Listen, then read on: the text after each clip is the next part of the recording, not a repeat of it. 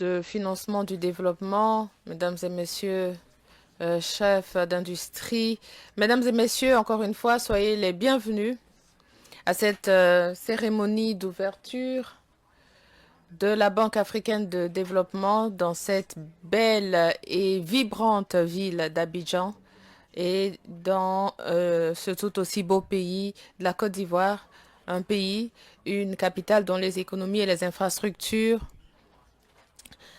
progressent à la vitesse de la lumière, comme nous l'avons vu dans le beau témoignage du président Ouattara. Je suis Monsieur Victor Oladei. C'est un plaisir et un honneur de co-présider ce dialogue des gouverneurs avec ma chère amie et collègue Marie-Angèle Touré. Victor, Excellences, distingués invités, Mesdames et Messieurs, Akwaba, ce qui signifie chez nous, en Côte d'Ivoire, bienvenue. On l'entend souvent, Akwaba, lorsqu'on participe à des événements de haut niveau, dès qu'on arrive à l'aéroport. Mais Akwaba, ce n'est pas qu'un mot. En réalité, c'est une philosophie, un état d'esprit. L'hospitalité s'illustre au quotidien en Côte d'Ivoire. La preuve, mesdames et messieurs, est-ce que vous pensez réellement que lorsque le docteur Akinwumi Adesina posait ses valises il y a 10 ans avec son épouse Grace en Côte d'Ivoire, il imaginait que 10 ans plus tard, il serait devant des milliers de personnes en train de dire « Je suis ivoirien ». Je ne pense pas qu'il le pensait, mais c'est ça le sens de l'hospitalité à l'ivoirienne. On peut le saluer. Et d'ailleurs, je peux me tourner vers Victor, one of the most national. L'un des Nigérians les plus patriotes.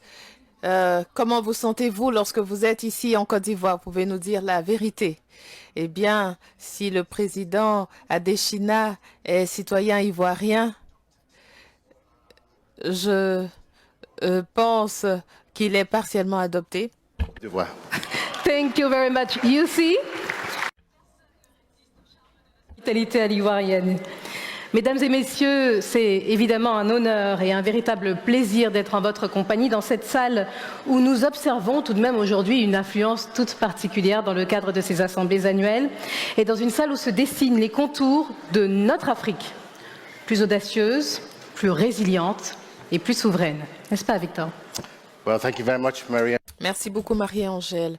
Comme nous l'avons entendu tout au long de cette cérémonie, l'évolution de l'aide et du commerce au plan mondial et les défis économiques témoignent de l'importance de ces assemblées annuelles 2025 du groupe de la Banque africaine de développement et mettent l'accent sur le thème retenu pour ce dialogue présidentiel de tirer le meilleur parti du capital de l'Afrique pour favoriser son développement, ce qui souligne le besoin d'institutions fortes, d'économies dynamiques, d'un secteur financier, d'un secteur privé et public fort, de transparence rigoureuse, d'instruments de financement novateurs qui porteront l'énorme potentiel de l'Afrique.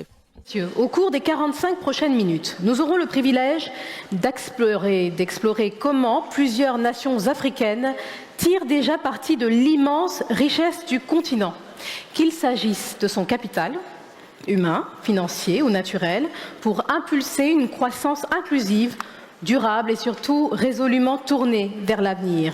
Ces expériences concrètes illustrent une Afrique qui ne se projette plus seulement vers demain, mais qui construit aujourd'hui le futur auquel elle aspire. Avant d'entrer dans le vif du sujet, permettez-moi de m'adresser à tous nos invités, aux représentants des médias et aux influenceurs qui sont présents dans cette salle. Profitez de ce moment pour relayer l'événement sur les réseaux sociaux. Utilisez le hashtag AFDBAM 2025 et invitez vos communautés dès à présent à nous suivre en direct, à suivre cette session incontournable sur la chaîne YouTube du groupe de la Banque africaine de développement, parce que ce dialogue, c'est également le vôtre, Victor.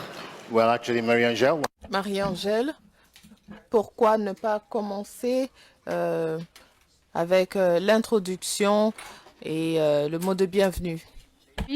avec tous les égards bien sûr qui leur sont dus, les plus hautes autorités qui nous font l'honneur de leur présence, nous vous prions de bien vouloir accueillir chaleureusement, alors que nous les invitons maintenant à nous rejoindre sur scène, son Excellence Monsieur Azali Assoumani, président de l'Union des Comores.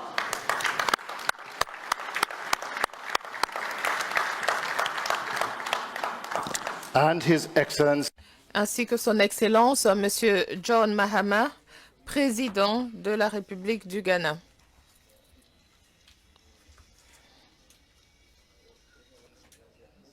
Nous accueillons également son Excellence Dr Philippe Isidore Mpango, vice-président de la République unie de la Tanzanie, représentant son Excellence Madame Samia Suluhu Hassan, présidente de la République unie de Tanzanie.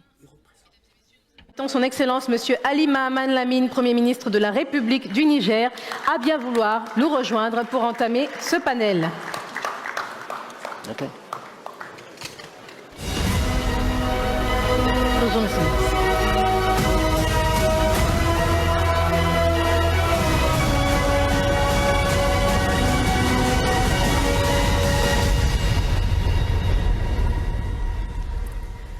Mesdames et messieurs, nous allons entamer sans plus tarder cette session, cette discussion de haut niveau.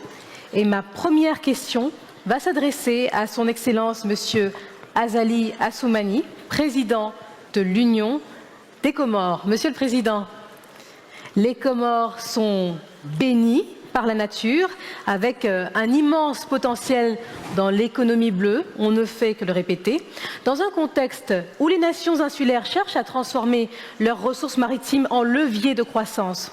Comment votre gouvernement capitalise-t-il sur cette richesse pour bâtir une économie bleue durable, créatrice d'emplois stables et tournée vers l'avenir ?